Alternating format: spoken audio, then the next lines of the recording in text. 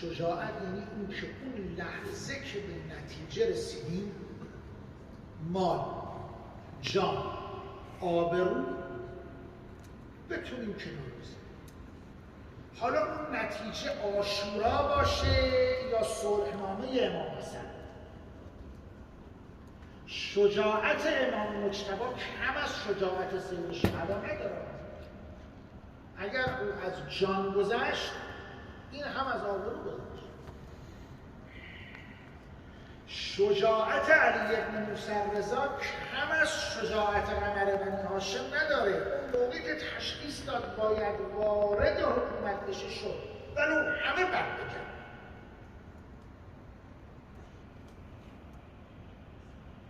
این امام بزرگوار ما به این جهت سبک زندگی امروزین اهل بیت